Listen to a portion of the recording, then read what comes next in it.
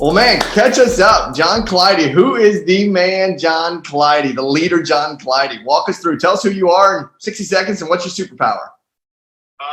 Well, thanks for having me. This has been awesome. Yeah, I'm a dad. I'm a husband first, always, right? Hopefully a good son and a family member and friend. And then I'm a OP.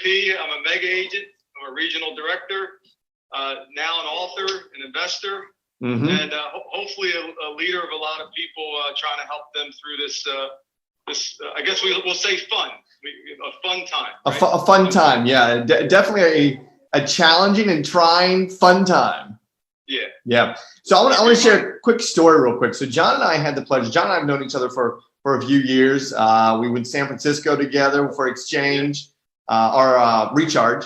And then we went to, what was that? Was that a coaching skill? No, what was that when we got to do one-on-one? Instructor development workshop. That's what it was, yeah. So John and I got paired off, and we started doing the exercise, and we got to go pretty deep into each other, and that was really, really cool. And I connected with this guy at a pretty high level, and he was telling me about the book that he was writing, and now it's out, right? Yeah, how cool is that? That was really, really cool. So why don't you plug your book real quick? Tell us about the book. Well, it's right here, but the book started 10 years ago, and it was funny. My wife said, you haven't even left the state police yet, and I was kind of knowing I wanted to, but I was scared to. Yeah. And I was writing a lot, little chapters and little pieces here and there. But like anything in life, when you're going through, you got a job that everyone said is great, but in my heart it didn't feel great. Right. I wasn't happy. Right. So it kind of tells the journey of, this incredible state police job that everyone, 10,000 people tried to get. And only about 150 of us actually got the job, to a place where I was just not happy driving to work every day. Yeah. And I felt almost selfish because it was, 6 figures. It was a car. You got the get out of jail free card and all these perks in life. And I'm like, why do I want to give it up?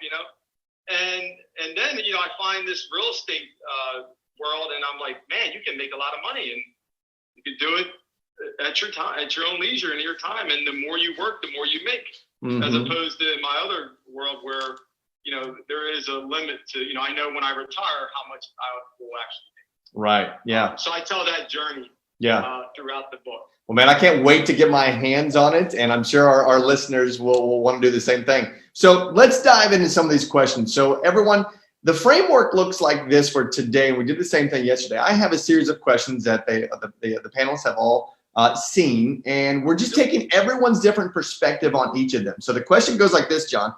As the market in the world is shifting, how are you staying a strong and authentic leader, number one, for yourself, and then also number two, for all your people, because you run a region, you're an OP, you have a team. What are you doing? Tell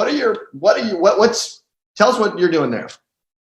Well, I think I have a little advantage because I lived a couple disasters in my life being a trooper, right? I lived some of the bad hurricanes. I lived 9/11 where, folks are looking at me for direction. I'm like, am I ready for this too? So I lived it before.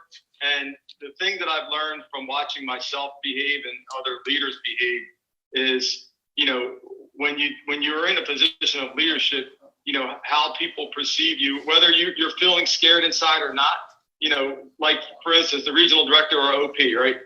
You have a responsibility to kind of show up right now, no matter if you want to or not, right?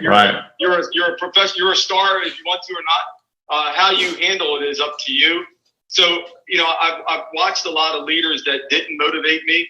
And I watched at times when I felt I didn't motivate people by watching their faces. So I think first, and I heard Dana talking earlier, like you got to feel inside that you're ready. And if not, when you're in a position, you got to go listen to some music or listen to a book or meditate and get ready. Right. Yeah. Because you got a responsibility to lead.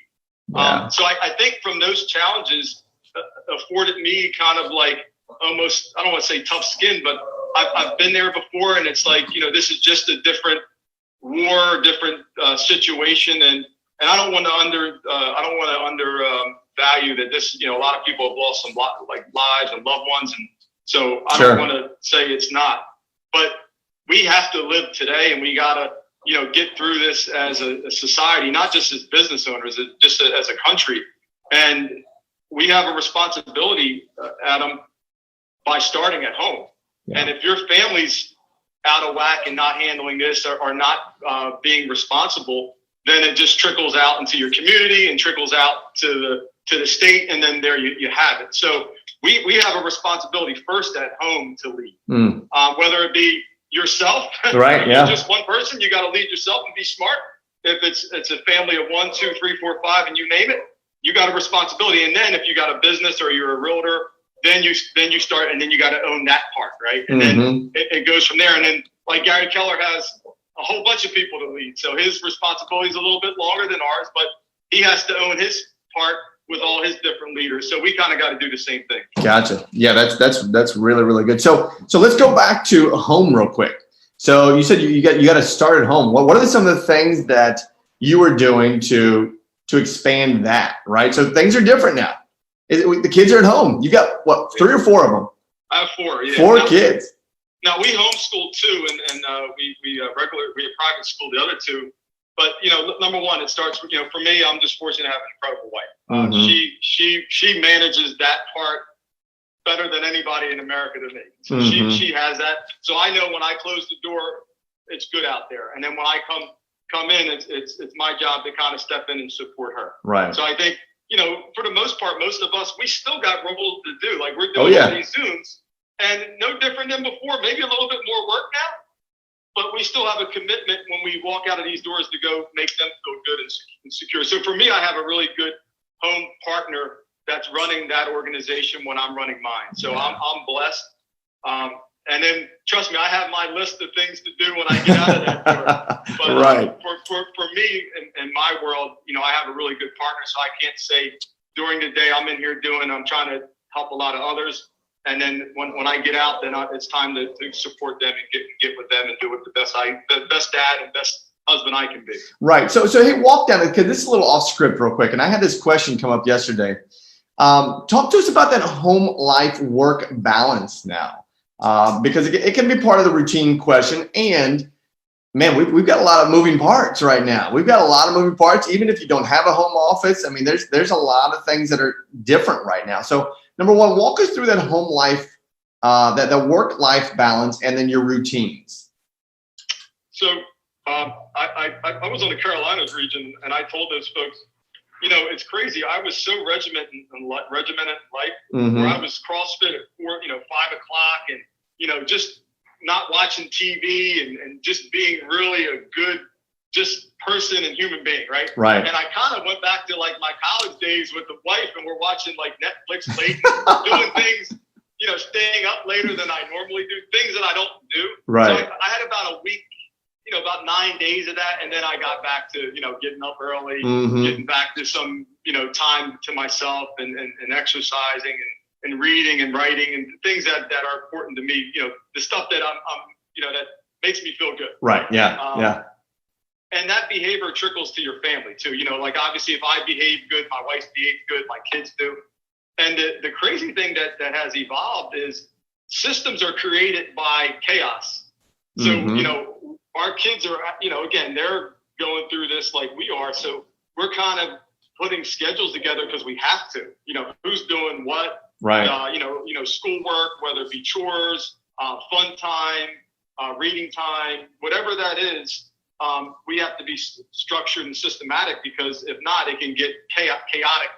Even more so, yeah. Yeah. So we've become better systematically at home from this than ever, I think. Yeah, that's really, really good. Well, that's great value there. Let's pause that, and now let's go into the recruiting space.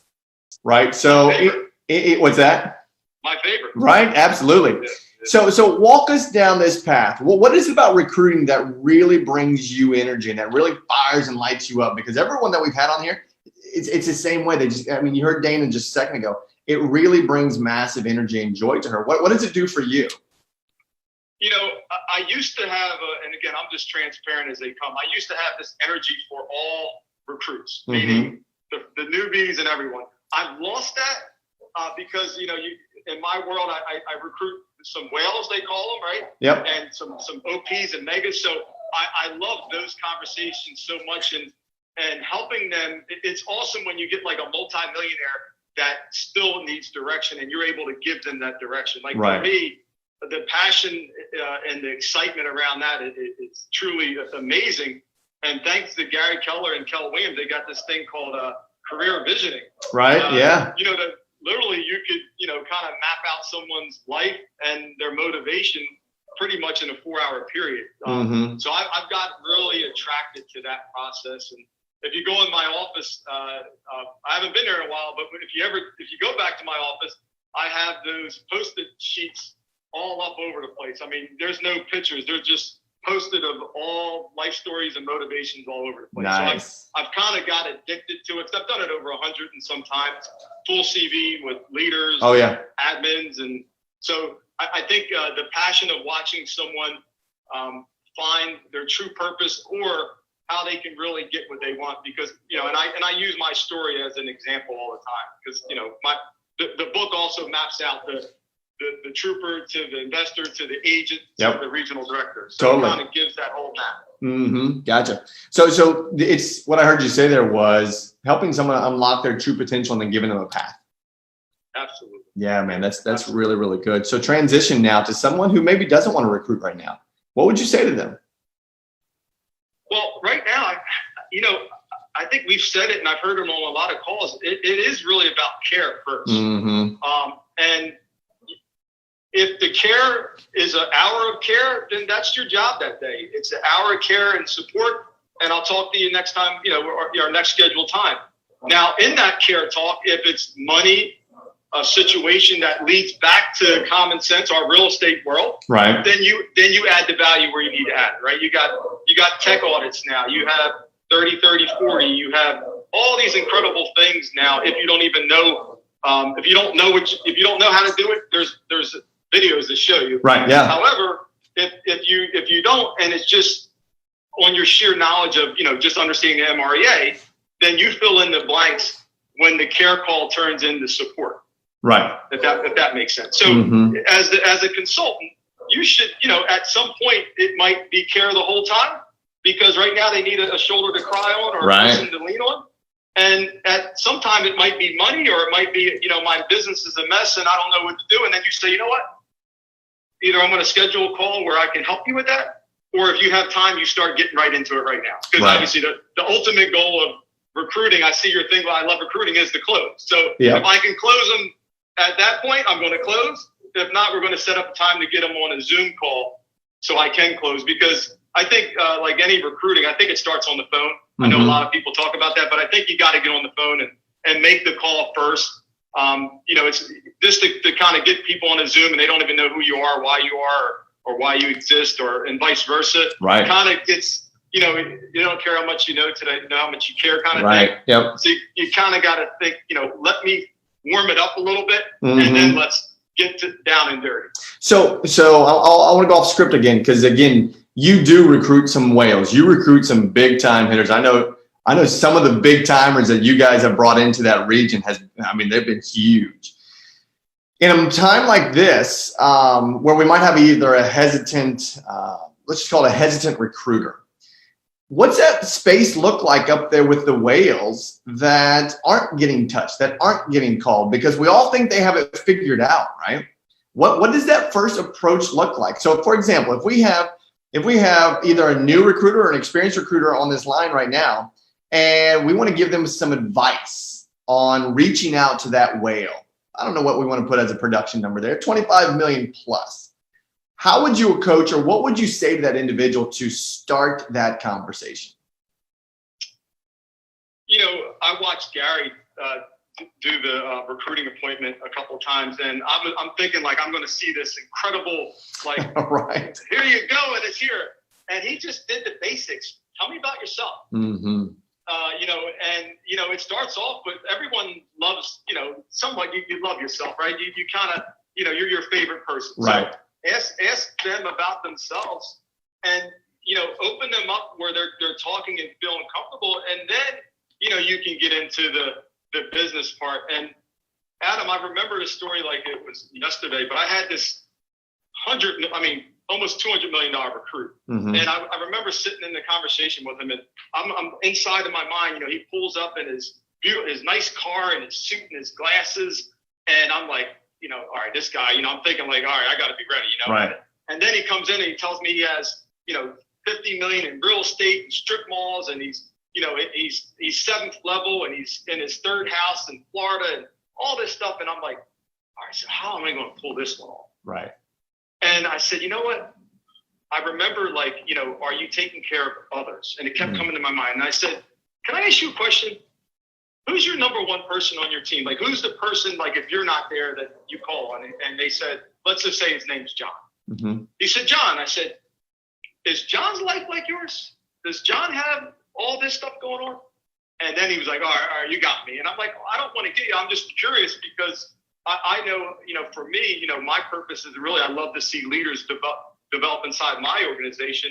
How's it going inside yours? Right. And that's where I was able to coach him. So I think, you know, you got to figure out in that conversation, whether it's 10 or 15 minutes, what is it you can add value? Because, you know, just as a mega myself, I don't really have a lot of time, especially with 4 kids and a lot of businesses. So you got to get me something quick to get me to stay on the line, or before I start getting bored. And then once they get bored or they get uninterested, you're going to have to work that much harder to keep it going, right? Right, yeah. And or they'll appease you and then they'll never answer the phone again. True, very, very true. Right. So you got to think about on that call, because to me, I'm a closer, and when I get my claws on you, I don't want to let go. Right. Especially the whales, right? How hard is it to bring a whale in, right? Sure. You got to work for hours and hours to bring them in. So you don't want to. The last thing you want to do is get sick to your stomach because you lost that one that you had on the hook. Right. Yep. So you know, that's where you got to really be.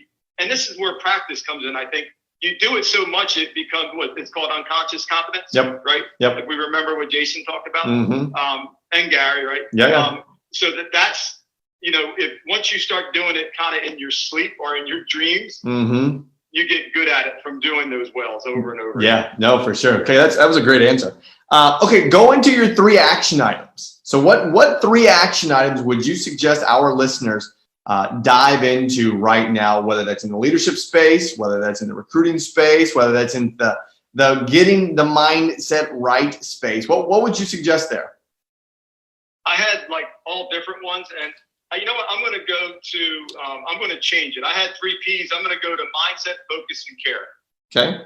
Because I think no matter if you're a recruiter or a leader, if you don't have the right mindset, I don't know how you can really go in this new norm that we're in, right? As a leader or as a recruiter, because you got to be ready for whatever happens on the other line of that phone now with a recruit. Yeah. And as a leader, you got to be ready for, you know, and I don't want to sound the state trooper me. You know, you got to be prepared for death. Yeah. You got to be prepared for hardships that we've never maybe even experienced before. So you got to be able to handle that, right, as a leader. And then focus. Once you do have the right mind, then you got to be focused on the right things. Right. Yep. No matter what, right? Whether it be calendars, schedules, whatever tasks that have to be done as a market center, your GPS, your 401s, your pipelines, all that, you got to be focused and not all over the place. Right. Yep. And then no matter what, and this could be first, second, third, fourth, you always care. Yeah. You know, you always got to be able to go back to the human element no matter what happens, right? Because you could be deep into this, to the leadership, and then something happens and you got to go right to care. Yep. Or you're in care and there's too much care and you got to get back to the leader or your recruiter, right? Yep. So you got to be able to mix and match at all times. Yep, for sure. One of the things in the care space, and we've talked about this before, is the caring can also almost unfortunately be a little bit of an enablement if they get into, I want to solve the solution for you. I want to solve the problem for you versus staying in curiosity. Yeah. So that's really, really good. John, man, you crushed this. Way to go. That was awesome.